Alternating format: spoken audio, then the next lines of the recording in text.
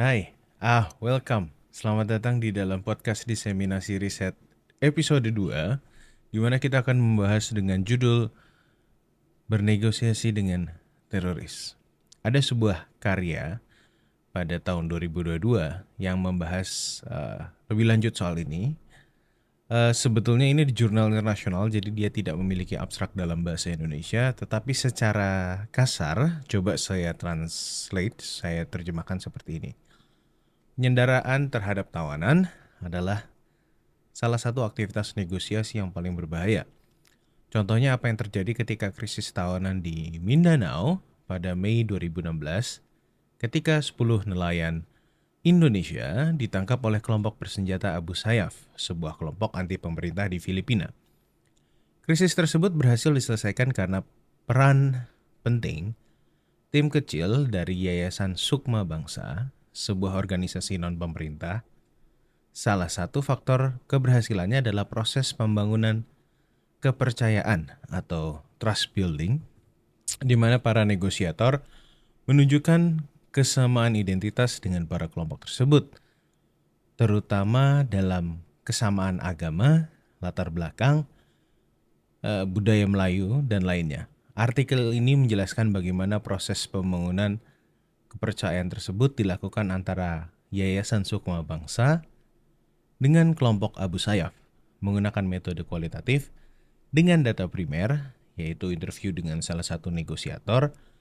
Lebih lanjut, artikel ini menggunakan konsep relatedness atau kesamaan dalam menganalisa proses pembangunan kepercayaan yang dijembatani oleh kesamaan budaya dan agama dalam melakukan dialog negosiasi. Sebuah uh, topik yang menarik. Secara singkat, pada Maret 2016 ada 10 warga negara Indonesia yang ditangkap oleh kelompok Abu Sayyaf. Dan pada bulan April mereka pemerintah Filipina sudah mencoba membebaskan, tapi dengan penyerangan dengan dalam pertempuran namanya di Tipo-Tipo, tapi bisa dihitung gagal karena justru pemerintah Filipina kehilangan 18 prajurit, sedangkan kelompok Abu Sayyaf hanya kehilangan 5. Hal ini membuat kelompok Abu Sayyaf berada di atas angin dan justru sangat curiga terhadap orang asing yang tiba-tiba mendekati mereka. Dalam hal ini, konteksnya adalah ini terjadi sebelum para kelompok dari Yayasan Sukma Bangsa ini hadir. Oke, telah hadir bersama kita ada Bung Nara di sini. Eh, Tadi sudah kita bacakan dulu abstraknya Bung Nara ya. Jadi silakan mungkin perkenalkan dulu diri untuk Bung Nara. Baik, terima kasih Bung Anggara sudah diundang ke podcast ini. Perkenalkan, nama saya Nara. Saya adalah dosen di Departemen Ilmu Hubungan Internasional Parahyangan Universitas Katolik Parahyangan, dan saat ini saya sedang menjalani studi S3 di University of Amsterdam di Belanda. Untuk Oke, expertise saya biasanya ini di bidang konflik, begitu. oke, pas ya. Kebetulan memang jurnalnya ini juga soal konflik. Eh, Kita ke pertanyaan yang utama ya. Saya ingin tahu secara personal sih, bagaimana inspirasi dalam mengerjakan riset ini? Apa yang membuat Bung Nara ini mau mengerjakan riset ini? Oke, jadi awalnya dulu sebenarnya riset ini bermula dari wawancara saya dengan salah satu dosen saya juga dengan Bung Anggara dulu waktu kuliah S1. Jadi kebetulan beliau itu terlibat dalam proses pembebasan sandera, dan saya waktu itu dapat tugas untuk mewawancarai ketika saya waktu itu justru belum jadi dosen. Saya masih bekerja sebagai reporter di tirto.id. Jadi awalnya itu. Nah, materinya ada, sudah dipublish. Lalu ketika saya sudah jadi dosen di Unpar, ada sebuah conference kebetulan di Jakarta waktu itu, Asian Mediation Association penyelenggaranya atau AMA. Nah, di situ kebetulan nih karena di sana memang penyelenggaranya adalah lembaga yang memang concernnya di bidang mediasi, negosiasi dan mediasi. Saya coba untuk ikut conference tersebut dengan membawa tulisan draft kasar dari tulisan ini, terus akhirnya sambutannya bagus, akhirnya saya lanjutkan ke jurnal waktu itu, saya gunakan untuk tulisan di jurnal, begitu Bung Anggara. Wah, oke. Jadi ini sedikit background ya yang saya catat dari jurnal tersebut. Ini sebetulnya kelompok Abu Sayyaf itu pada posisi negosiasi sedang di atas angin gitu ya. Dan Ya, mereka justru akan sangat curiga terhadap orang asing, baik siapapun yang mencoba mendekati mereka. Saya ingin fokus pada aktor utama dari studi ini, yaitu Yayasan Sukma Bangsa. Ini bagaimana ya. ceritanya bisa masuk ke kelompok Abu Sayyaf dan tantangan apa yang dihadapi untuk masuk ke dalam kelompok tersebut?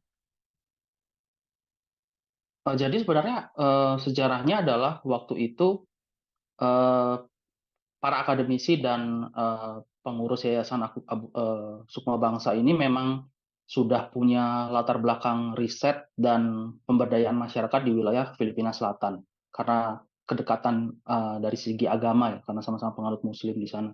Dan juga di sana mengalami, banyak konflik yang sudah berkepanjangan gitu. Jadi awalnya, ketika saya wawancara, beliau, salah satu, negosiator itu bercerita bahwa awalnya hanya melakukan riset. Jadi awalnya hanya melakukan riset, dalam konteks waktu itu untuk melihat dan mencari tahu sebenarnya kelompok mana yang, terlibat. Karena seperti kita tahu juga di Filipina Selatan itu faksinya ada banyak ya. Hmm, Abu Sayyaf juga punya banyak faksi, oke. MILF, MNLF itu punya banyak faksi. Jadi awalnya cuma memetakan itu aja. Ini kira-kira yang mana nih yang menculik gitu. Oh, Tapi kemudian ya, jadi awalnya begitu Bung Anggara. Awalnya jadi nggak apa, sengaja aja ya? iya, sebenarnya nggak sengaja. Makanya di tengah jalan ketika ditawari itu juga kaget. Para tim itu kaget gitu. Kenapa harus kita ini datang ke Abu Sayyaf? Cuma setelah diyakinkan juga oleh Sukma Bangsa dan juga mungkin beberapa pihak, akhirnya mau membantu dan tantangannya terutama adalah masalah ini ya, yaitu tadi ya kepercayaan karena Abu Sayyaf kita tahu adalah kelompok yang sangat brutal, yang sangat sadis, harus hati-hati benar-benar untuk mendekatinya dan kebetulan ketika awal-awal tim itu mau masuk, mereka baru saja ini, bertempur gitu dengan pasukan Filipina dan mereka menang gitu. Jadi mereka tuh ketika setelah selesai pertempuran itu, hampir setiap orang yang mendekati mereka itu mereka curiga karena takutnya mata-mata gitu, Oh, mata-mata dari pihak Filipina. Jadi sebenarnya awalnya itu, tantangan utamanya adalah itu ya, trust itu ya. oke. Saya justru penasaran, ini kan warga negara Indonesia ya. Ya. Ini justru ceritanya seperti kebetulan. Kenapa bukan pemerintah Indonesia dalam hal ini, mungkin Kementerian Luar Negeri atau siapapun yang mencoba mendekati Abu Sayyaf? Nah, kalau untuk yang bagian itu mungkin saya juga kurang kurang paham ya, kurang kurang memiliki pengetahuan untuk bercerita kenapa proses seperti itu. Tapi saya yakin, ada memang, apa namanya, usaha dari terutama Kementerian Luar Negeri karena ini sedikit fakta juga, ketika mereka baru dibebaskan, yang pertama menyambut dan membantu untuk memulangkan juga Kemenlu, pihak dari Oke. Kemenlu dari Kedubes Indonesia di Filipina, yang Mhm, berkoordinasi dengan tim, Sukma Bangsa. Saya yakin ada, cuma mungkin, tidak karena gini ya, kita, dalam catatan saya, sepanjang proses negosiasi itu, waktu itu Menteri Pertahanan kita, kalau tidak salah waktu itu Pak Riamizat Yakudu itu bikin statement bahwa, eee, kalau perlu TNI bisa masuk. mhm mhm.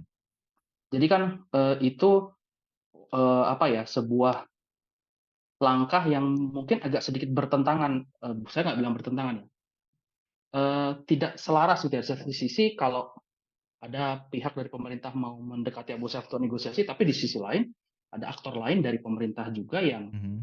seakan-akan mengancam gitu. Jadi kan Iya itu iya. kan menimbulkan Abu Sayyaf ini Indonesia seperti apa posisinya gitu.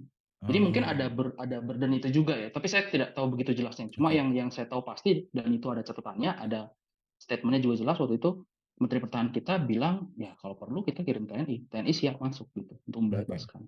Mungkin A itu ya salah satunya. atau apakah mungkin misalnya, mmm, Yayasan Sukma Bangsa ini kan istilahnya non-state actors ya, dipandang lebih damai lah dibanding negara yang karena mungkin negara punya kekuatan militer tersebut gitu ya. Iya, mungkin ini juga jadi salah satu ini ya, eh, salah satu tantangan yang dihadapi oleh aktor negara karena kita tahu rata-rata negara itu punya jargon atau punya prinsip tidak mau bernegosiasi dengan teroris gitu. Ah, oke. Kan hampir semua gitu ya. Di mana-mana seperti itu. Pemberontakan di ETA, di ETA, di AIRA, Irlandia Utara dan sebagainya itu semua aktor pemerintah tuh pasti susah gitu mau diajak ngobrol gitu entah karena alasan ya apapun gitu. Tapi di sini ya mungkin itu juga ya salah satu keunggulannya adalah Sukma Bangsa itu para negosiator yang terjun ketika mereka memperkenalkan diri, mereka bilang kami itu dosen, dosen universitas, bukan pegawai negeri, bukan pegawai Kemenlu, bukan bukan bagian dari pemerintahan. Gitu. Jadi mungkin Hmm. dan saya ingat itu waktu itu Pak Samsul Rizal, salah satu negosiatornya bilang ya, saya bisa menyakiti kalian seperti apa sih dosen gitu kan? Yang pegang senjata kalian, kami cuma dosen gitu, kami tidak akan Oke, menyakiti kalian. oke. Gitu untuk Ini menarik. Ada sebuah konsep yang dibawa dalam paper ini yaitu relatedness ya atau kesamaan. ya, Dan bahkan lebih lanjut dijelaskan oleh Bung Nara itu ada hal-hal niche seperti bakpia, makanan kecil lainnya, rokok. Dan ini seberapa penting sih relatedness dalam negosiasi konflik? iya. Saya kira begini ya, mungkin harus dijelaskan lebih awal dulu bahwa yang fase yang saya teliti di dalam, jurnal saya itu adalah fase pre-negotiation-nya, artinya Hmm, persiapan menuju negosiasinya. Dan proses negosiasinya sendiri mungkin saya juga penasaran, mungkin di masa depan saya akan melakukan riset tentang itu. Nah, di masa trust building gitu, ya mungkin kalau ibaratnya gampangnya kayak kalau kita lagi sedang menjalin hubungan dengan pasangan gitu kan, PDKT nih gitu ya, hmm. pendekatan gitu ya. Nah, fase itu kan, fase pendekatan atau pre-negotiation itu tujuannya sebenarnya cuma satu, bukan untuk supaya negosiasi berhasil, tapi minimal gimana yang mau kita ajak negosiasi, itu mau ketemu dulu deh gitu. Oh, Intinya gitu, mau ketemu dulu, mau mau ngomong sama kita gitu. Sama kayak kita juga kalau PDKT kan, kita yang penting mau jalan bareng dulu nih, yang hmm. setelah itu kan ya urusan nanti gitu. Oke. Nah, kurang lebih seperti seperti itu. Ini Nah, jadi di sinilah sebuah tips letaknya. ya. Sebuah Mhm. tips bahwa konsep relatedness itu bisa pakai dalam kehidupan asmara para penonton ini. Ya kalau kita PDKT kan juga kalau ngapel pasti bawain sesuatu juga ya, Bawain Bung sesuatu Anggara ya. ya. Oke, oke. Kita move on bahwa sebetulnya kalau para pendengar mau mendengarkan lebih lanjut kan mereka bisa membaca karya ini ya. Saya Ya, justru malah ingin bertanya, apakah selama ini misalnya ada ketika kegagalan dalam mencapai perdamaian atau bahkan kegagalan dalam approaching, mendekati pihak lain atau lebih kasarnya teroris atau ya kelompok yang agak radikal gitu ya. Itu ya. dikarenakan kurangnya negosiasi yang mengutamakan relatedness ini. Eee, bisa jadi ya Bung Anggara ya, karena, gini, setiap ini ya, setiap negosiasi itu punya pattern yang berbeda dan kebetulan di dalam kalau menurut saya pribadi ya, kebetulan di dalam negosiasi ini ada relativeness ini bisa menjadi modal. Kenapa? Karena waktu itu si negosiator ini ketika mau datang ke Abu Sayyaf, supaya Abu Sayyaf percaya sama mereka, ya negosiator ini bilang bahwa ya kita ini sama-sama muslim gitu. Hmm, Makanya nanti akhirnya mereka sholat bareng, ketika ketemu mereka sholat bareng, bahkan disuruh jadi imam, imam sholat dan lain sebagainya. Termasuk ketika mereka membawakan oleh-oleh ya, seperti bakpia, seperti rokok, Al-Quran, itu kan bukti bahwa ya kami itu di sini datang sebagai teman, sebagai sesama manusia gitu. Kita itu punya kedekatan, relatedness, sehingga bisa menimbulkan rasa percaya. Cuma kan di satu sisi, eee, kadang, apa ya, relatedness itu pasti penting untuk proses pranegosiasi. Cuma ketika aktornya misalnya negosiator dengan orang yang diajak negosiasi agamanya berbeda atau sukunya berbeda, mungkin bisa dicari jembatan lagi di mana relatedness itu bisa disambung gitu. Hmm, Manusia kan ada titik-titik di mana dia bisa bertemu gitu ya. ya, Jadi sebenarnya inti dari relatedness itu adalah mempertemukan apa yang bisa kita pertemukan gitu. Nggak harus agama gitu, mungkin apa suku atau oke. apapun lah.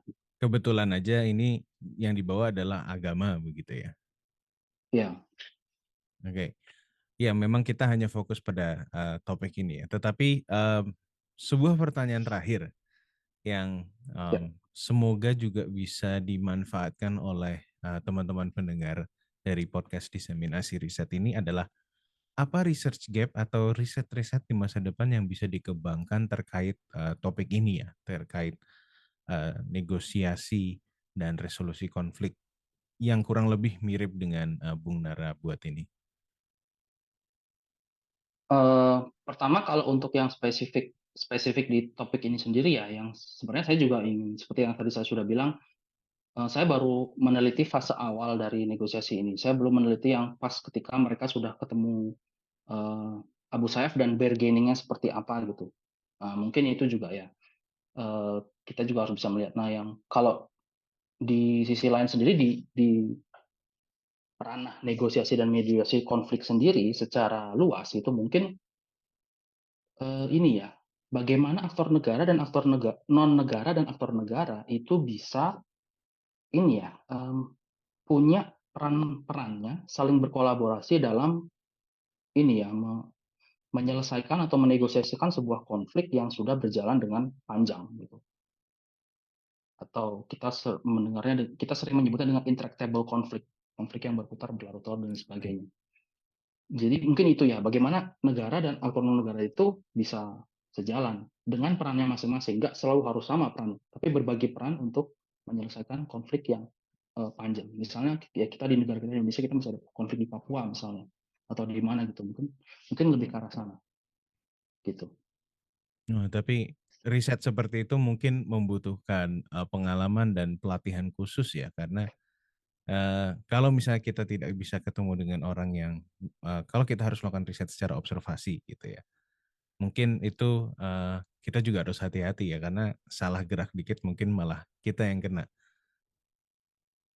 Iya, betul sekali. Karena ya seperti di riset ini juga kan antara Abu Sayyaf dengan Yayasan Sukma Bangsa atau antara Abu Sayyaf dengan masyarakat Indonesia sendiri, itu sudah punya pengalaman pertemuan untuk bertemu berinteraksi, Oh, ya iya, iya. kan? Ada modal itu karena saya juga dari riset saya tahu bahwa NU dan Muhammadiyah itu misalnya, 2 organisasi Islam terbesar di Indonesia itu sering ternyata mereka punya program-program pemberdayaan masyarakat sampai ke Mindanao gitu. Mhm, Jadi tidak asing orang-orang Abu Sayyaf, orang-orang Mindanao itu tidak mhm, asing dengan orang Indonesia.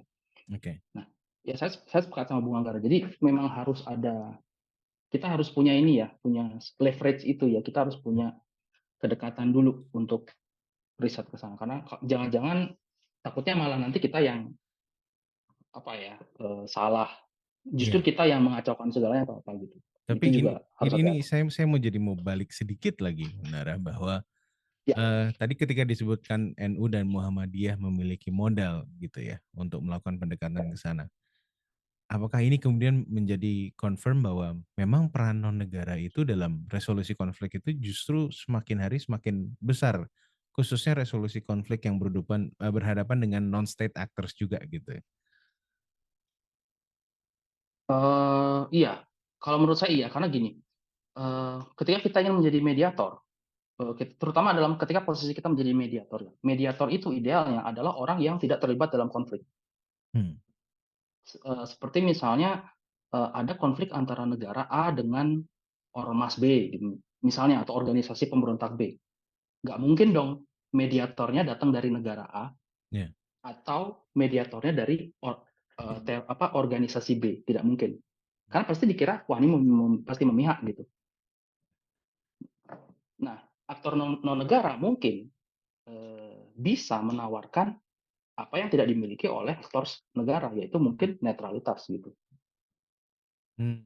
Seperti itu aja gitu. Kayak ya sama seperti di kehidupan kita sehari-hari ya, ketika kita ribut sama teman kita gitu, eee teman kita punya kubu, kita punya kubu gitu. Hmm. Terus, kita mau biar berdamai lagi gitu. Nggak mungkin dong mediatornya dari kubu A atau kubu B. Iya, iya. Pasti akan dianggap pemihak gitu. Nah, Hmm. aktor negara itu bisa menawarkan itu, netralitas itu. Oke. Ini menarik ya. Artinya jangan-jangan semakin banyak konflik di masa depan malah semakin banyak lapangan pekerjaan di aktor non negara untuk negosiator ini nih. Tapi ya semoga konfliknya Semoga nggak ya sampai tidak sih. negara ya. Semoga sih tidak ya. Oke, saya tutup dulu. Terima kasih banyak Bung Nara atas kesempatannya untuk bisa sharing di sini. Selanjutnya saya akan bacakan kesimpulannya. Terima kasih. Terima kasih Bu Anggara. Kesimpulan yang bisa kita peroleh adalah negosiasi dengan teroris merupakan hal yang sulit dan berbahaya. Peran non-state actor atau aktor non-negara dalam negosiasi konflik menjadi penting karena tidak membawa hawa yang mengancam. Beda dengan negara yang ada potensi mengancam para kelompok tersebut. Relatedness atau ketermiripan, keterhubungan baik agama, suku, maupun hal-hal niche itu bisa menjadi jembatan untuk membangun relasi, dan ini adalah kekuatan para aktor non-negara dalam proses negosiasi, menjadi solusi damai tanpa kekerasan. Riset-riset yang bisa dikembangkan selanjutnya adalah penelitian yang membahas langsung soal negosiasi di lapangan sesuai sebuah pembagian tugas dan peran serta kolaborasi para aktor negara dengan non-negara dalam menyelesaikan konflik berkepanjangan. Demikian podcast diseminasi riset episode kedua. Pada episode selanjutnya mungkin kita akan mengarah pada hal yang berbau pop culture dan berkaitan dengan meme. Dan khususnya mengarah pada ada Indonesia Coy. Sampai jumpa di episode selanjutnya.